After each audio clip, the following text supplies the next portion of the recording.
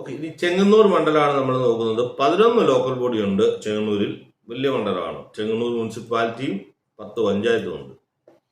അപ്പം അതിൻ്റെ vote share നോക്കുവാണെങ്കിൽ UDF ഇപ്പം തന്നെ അതിനൊരു അപ്പർ ഹാൻഡ് എടുത്തിട്ടുണ്ട്.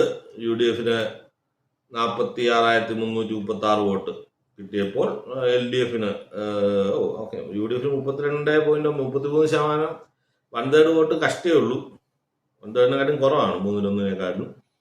അപ്പോൾ LDF 42,000 വോട്ട് പിടിച്ചിട്ടുണ്ട്. NDA 40,000 vote, 39,069 വോട്ടുണ്ട്.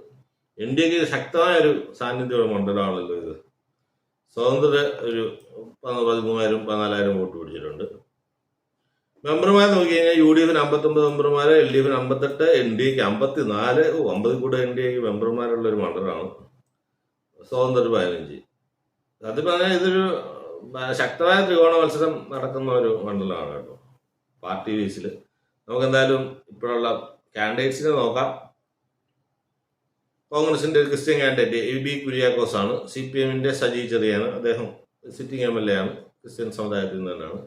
MP ഗോപകുമാർ BJPയുടെ മത്സരിക്കുന്നുണ്ട്.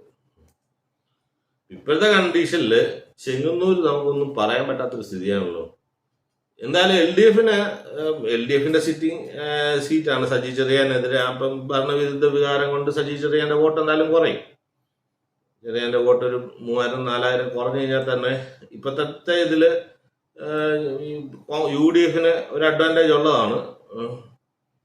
അത് UDF അതുമല്ല, NDAക്കുള്ള ഒരു കാര്യം, ഒരു കർത്തകുതിരയാവാനുള്ള സാധ്യത അവിടെ ഉണ്ട്. 2 ക്രിസ്ത്യൻ കാൻഡിഡേറ്റ് ഇരിക്കുമ്പോൾ BJP, കാരണം ഈ 40,000 വോട്ട് BJPക്ക് ഉണ്ടെങ്കിലും ഞാൻ എപ്പോഴും എല്ലാ വീഡിയോയിലും പറയുന്ന പോലെ എല്ലാ പഞ്ചായത്ത് വാർഡിലും BJPക്ക് സ്ഥാനാർത്ഥികൾ ഇല്ല. കുറച്ചൊക്കെ VDSന് കൊടുത്തുണ്ട്, അത് ഘടകകക്ഷികൾക്ക് കൊടുക്കാറുണ്ട്. അപ്പം അവരത്ര വോട്ട് പിടിക്കാറില്ല. അപ്പം മണ്ഡലം വരുമ്പം BJPക്ക് പഞ്ചായത്ത് തെരഞ്ഞെടുപ്പ് കിട്ടുന്നതിനെക്കാളും ഒരു 4,000-5,000 വോട്ട് കൂടുതൽ അവിടെ കിടപ്പുണ്ട്, പാർട്ടി വോട്ട്.